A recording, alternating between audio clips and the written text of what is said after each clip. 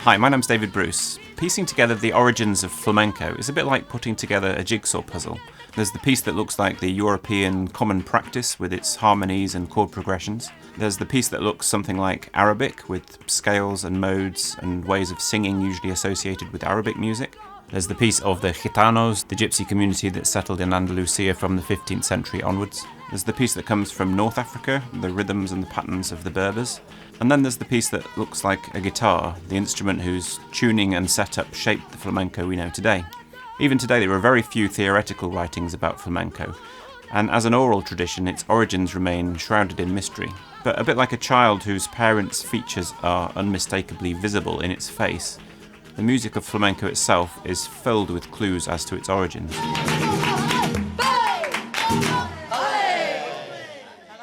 So flamenco was born in this region of Spain known as Andalusia. The region itself has a really unique history.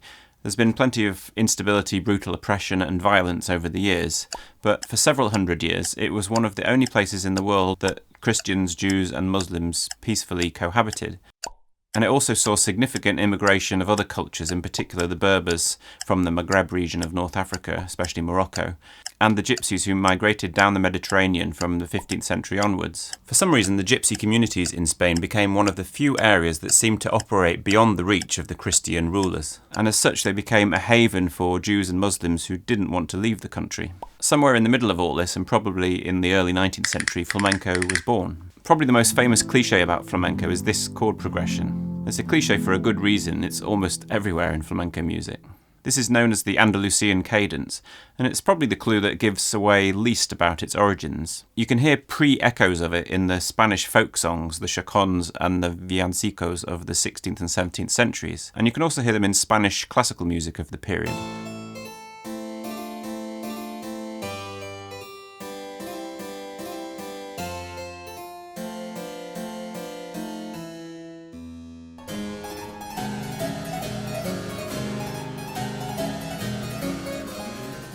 Why this particular chord progression took hold is less clear. It may have something to do with another well-known feature of flamenco music, the use of Phrygian mode.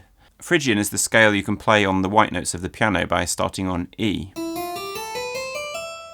And when you play down the scale, the last four notes are the A, G, F and E of the Andalusian cadence. There are various places this Phrygian scale might have come from. It is of course one of the old church modes used in European music for hundreds of years. But it's also possible it arrived with the Gypsies.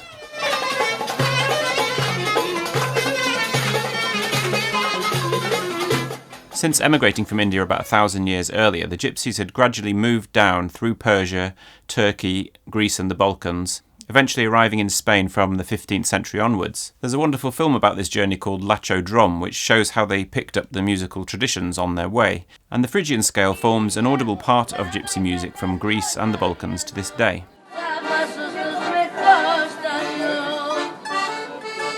Also audible in both gypsy music and flamenco itself is the Arabic scale known as the Hijaz.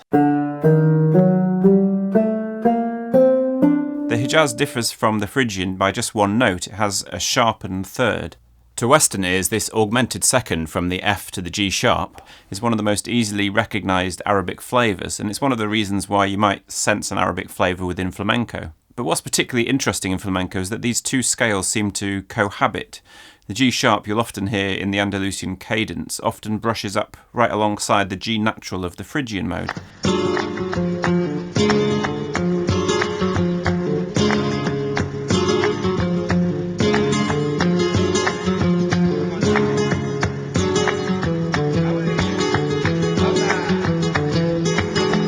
It's actually almost an exact parallel to blues music. In blues you have a minor pentatonic found in spirituals, which is then placed on top of a major chord pattern. So just like in flamenco, the minor third of the scale clashes with the major third of the chord. And of course in blues that unstable bluesy third is one of its key characteristics. Similarly, in flamenco you'll find a vocalist might just as easily sing a flattened third as a raised one.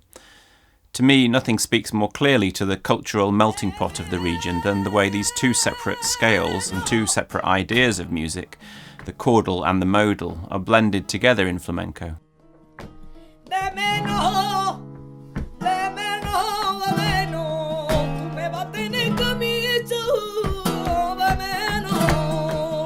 In fact, it's not just the scales that betray the Arabic influence in flamenco, but the way they're used. There's the use of melisma, that's singing more than one note per syllable.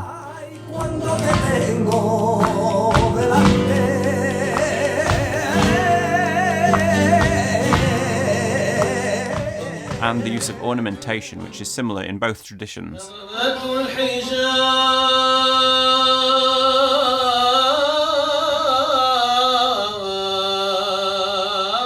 As is the fact that both the flamenco scale and the Arabic modes, like the Hijaz and the Bayati, have a secondary tonic, so a second point of emphasis or repose, a fourth up from the tonic. To look at our next clue, we need to distinguish between the Berbers, who became known as the Moors in Andalusia, and the wider Arabic community. When we talk about the Hijaz and other Arabic scales, we're talking about traditional Arabic music, but the Berbers came from Morocco and had their own music culture, and its influence on flamenco can be seen best, I think, in the rhythms. Two of the most common flamenco forms, the bulería and the solea, have 12-beat cycles with two stresses on beats 3 and 10.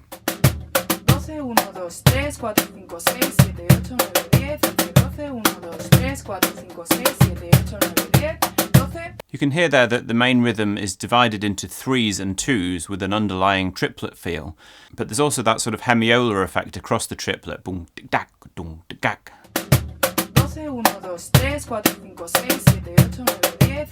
So there's a rhythm from Morocco, the charbi, which also is 12 beats long.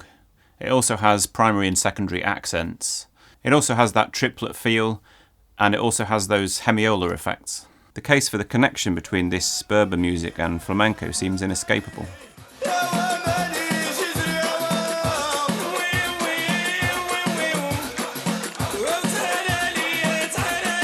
The final clue to our flamenco puzzle is found in the guitar itself. Some cultures use a variety of instruments, and so the musical style develops that is suited to all of them, whereas others, amongst them flamenco, seem to develop around a specific instrument.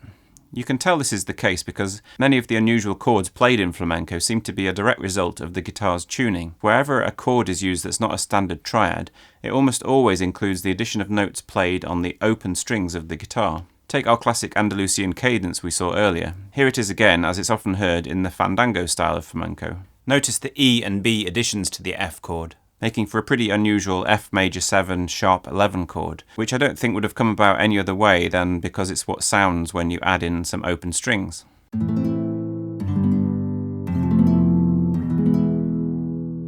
Another style of flamenco, the cantes mineros, are generally played in F sharp, and when you play an F sharp chord on the guitar, you end up with a G, B and an E on the open strings. And this unusual sound also became part of that style.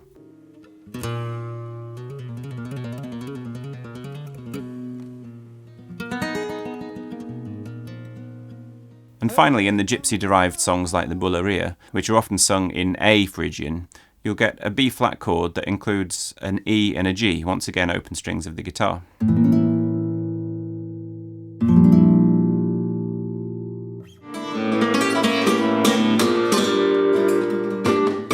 And all of these chords, as I think you can hear, are pretty characteristic flamenco sounds, and it would be hard to imagine them existing without the guitar.